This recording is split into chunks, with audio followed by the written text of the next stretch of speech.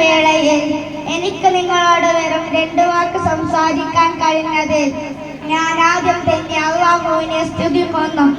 അൽഹംദുലില്ലാഹ്. നബി സല്ലല്ലാഹു അലൈഹി വസല്ലം തങ്ങൾ നമുക്ക് ധാരാളം മൂല്യങ്ങൾ പഠിപ്പിച്ചു തന്നു. എന്റെ ഈ കൊച്ചു പ്രസംഗത്തിൽ അതെല്ലാം വിശദീകരിക്കാൻ കഴിയില്ലല്ലോ. അതുകൊണ്ട് ഞാൻ നിങ്ങളോട് ഏറ്റവും പ്രധാനപ്പെട്ട ഒരു കാര്യം നിങ്ങളുമായി പങ്കുവെക്കാം. നബി സല്ലല്ലാഹു അലൈഹി വസല്ലം തങ്ങൾ പറയുകയുണ്ടായി, ഏത് പ്രതിസന്ധി ഘട്ടം വന്നാലും കള്ളം മാത്രം പറയാതിരിക്കരുത്, കളവ് പറയാതിരിക്കരുത്.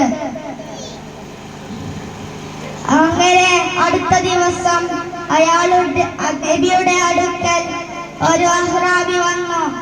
എന്നിട്ട് പറഞ്ഞു, നബിയെ, എനിക്ക് എല്ലാ തെറ്റുകളിൽ നിന്നും മാറി നിൽക്കാൻ കഴിയുന്നില്ല.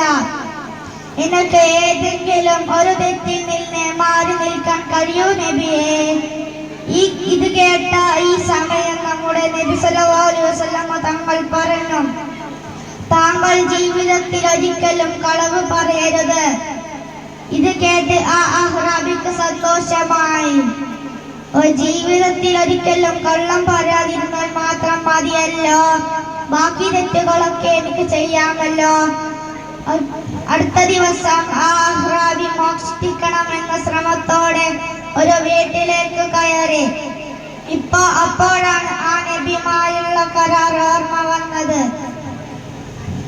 നാളെ ഇപ്പോൾ നബി എന്നോട് മോഷ്ടിച്ചിരുന്നോ എന്ന് ചോദിച്ചാൽ ഇല്ല എന്ന് പറയാൻ കഴിയില്ലല്ലോ. അങ്ങനെ അയാൾ ആ തെറ്റിൽ നിന്നും മാറി നിന്നു.